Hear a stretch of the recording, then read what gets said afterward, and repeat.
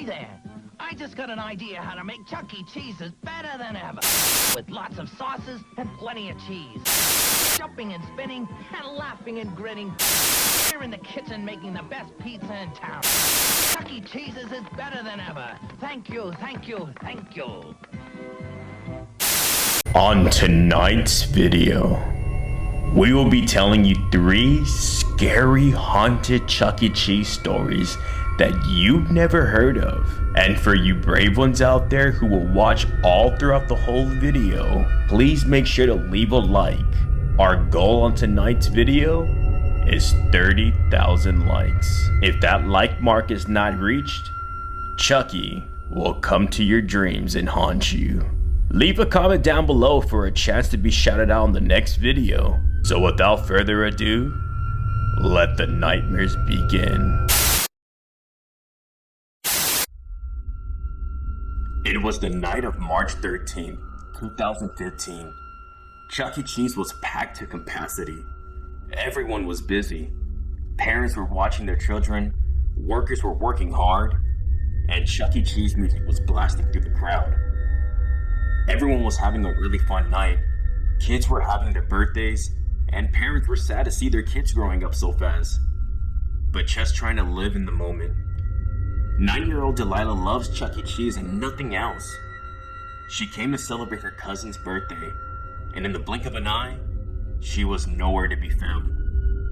You might be wondering what happened to Delilah. Well, she's a kid, and she loves the arcade. So she got lost in the crowd playing games and having fun. 2 hours left until Chuck E. Cheese closes. All the kids are gathering their tickets they've won, getting ready to go to the prize counter, and eating their last slices of pizza. While 9-year-old Delilah is playing her favorite game, skee ball, her mom worries where she is. But she knows that Chuck E. Cheese is safe. Suddenly, Delilah heard a very large screech noise and a very loud bang that ended her life too soon. You might be wondering what happened to 9-year-old Delilah. A 63-year-old woman drove her car into a ditch and hit a telephone pole, causing the tires to fly off her car and go through the window of the nearby Chuck E. Cheese, striking Delilah.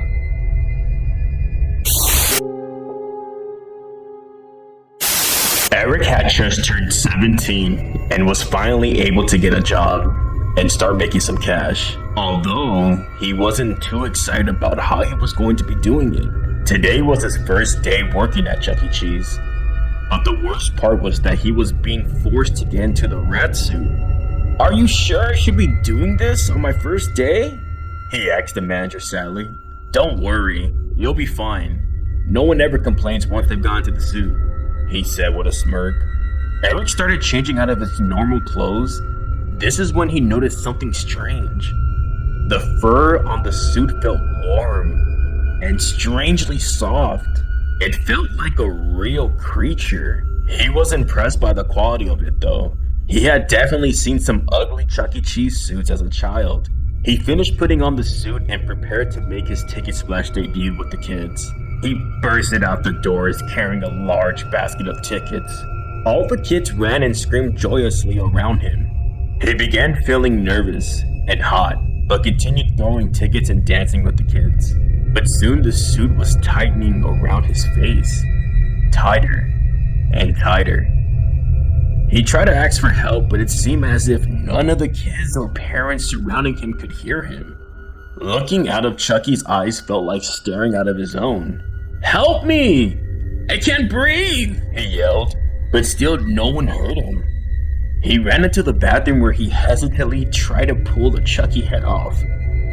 He felt pain shoot down his spine. The more he pulled on the head, the more painful it got. He pulled with all of his strength to take the gloves off, but it was no use. He screamed through tears, "Somebody please!" He couldn't see his eyes through the holes in the suit anymore. Instead, he only saw large, beady rat eyes staring back at him. He ran to the employee lounge where he planned to get his cell phone and call for help. But as soon as the door swung open, he saw the manager. "Eric, hey buddy, You're just the man we've been looking for. We? Eric looked around through his rat eyes. In the shadows of the break room sat all different Chuckies, each one from a different era. 2 had a bowler hat, and 1 had a skateboard. Help me! Please help me! Help me! Their voices echoed into the ears of his suit, but no one else appeared to hear him. His manager smiled and said, I told ya. No one ever complains once they got the suit on.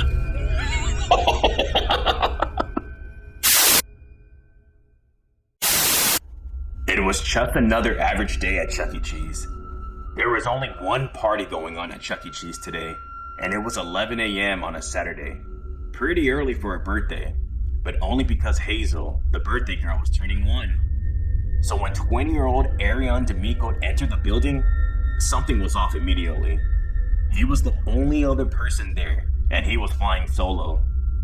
Everyone was just minding their own business and carried on with their celebration. But Hazel's grandfather, Harold, noticed that Arion was staring at them and inquired what he was doing. Within a heartbeat, Arion had shot at him 3 times and kept firing randomly at 3 of his other family members. Harold tackled him down to the ground.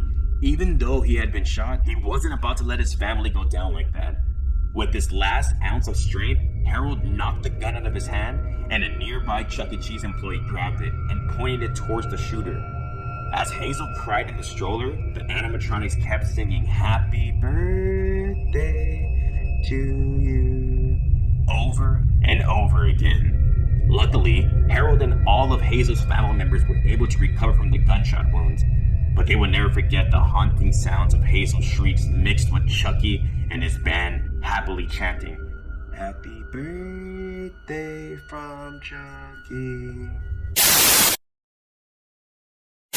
It was a stormy night outside, but all was okay inside Chuck E. Cheese. We were so used to the rainy weather that it never bothered us. I was about 10 years old, just having a play day with my sister Katie. We did all the obvious things. Eat pizza, go in the ball pit, pull each other's hair, kids things. Our grandma took us and she loved us a lot, but she was always a bit sleepy these days, and a little out of it. She sat at a table with a salad and a romance book, seemingly unbothered by the chaotic children around her. We were playing skee ball, which was located right next to the front of the entrance. We noticed that a man in a baseball hat, sunglasses, and a coat kept walking back and forth with a small dog on a leash. It was just a little chihuahua, Katie's favorite. She had been begging for a dog the last few months and jumped with excitement when she saw it. The guy smiled at her through the window. We couldn't help but smile back since the dog was so cute. He pointed at the dog and then made a hand gesture for us to come outside. We looked at the table Grandma was at, and she was still immersed in her book, so we opened the door and let ourselves out. We both began petting the dog, and he said, "Hey, he has brothers and sisters. You want to meet them?" We nodded excitedly, and he said, "They're over here in my car. They're really tired, so I left them in there." We started trailing behind him, and a second later he turned and said, "Only problem is that they don't like boys. Whenever they're around little boys, they bite and get very anxious. You wouldn't want that, would you?" I guess not," I said naively. "Good. So go back and play. She'll be back after she sees the puppies." "Okay," I said. Katie looked at me sadly and said, "Aw, I wish you could come." I wish I had came too. I remember her brown eyes and freckles, her blue shirt with flowers on it, and her 2 crooked teeth like it was yesterday. I wish I had gone with her. I wish I had protected her. Her bones were found just a few miles away from Chuck E. Cheese. She will be a kid forever.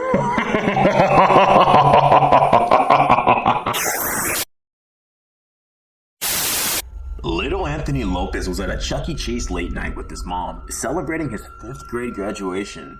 No friends and no family. Anthony and his mom managed to have fun all by themselves. They celebrated by eating lots of pizza and arcade games. As Anthony was fascinated with all the amazing games, Anthony's mom went to the salad bar like any other mother would. "Honey, I'll be right back. Don't go away from my eyesight." "Okay, Mom," he yells. As Anthony was playing by the slide, Chucky came up to him and waved at Anthony. He was so happy and loved this part. Chucky leaned over and whispered to Anthony, "Follow me for tickets." Anthony said, "Okay." As the other kids tried to tag along, Chucky looked back and pointed at Anthony only. As the kids walked back, away from Chucky and Anthony, Anthony officially was in the back of the Chuck E. Cheese all by themselves. In the dark, where all the mechanisms happening for the animatronics. Quiet. The only thing you hear is metal twisting from the animatronics. As Chuck E. Cheese was staring at Anthony, Anthony was confused and asked, "Where's the tickets?" Then Chucky took off his head. It was a sweaty old man, hair all greasy and smelly, stared at Anthony and was breathing really heavily, and said, "I'll see you soon," and opened the emergency door and ran off. Anthony also ran back to his mom and started crying. "What is it, honey?" "Chuck E. Cheese is a bad guy. He took me to the back." Anthony's mom was furious and went to tell the manager. The manager looked very confused at Anthony's mom and replied, "Chucky stopped coming out to the kids 1 week ago due to maintenance on the costume."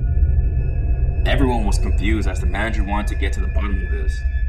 He went to the office and looked at the camera and saw the whole thing happen. Apparently, a random car drove up, went to the back with a black garbage bag, and put a Chuck E. Cheese costume on, and went inside. Everyone panicked as they closed immediately. They called the cops and made an investigation. Years have passed by, and until this day, they still never knew who the guy was.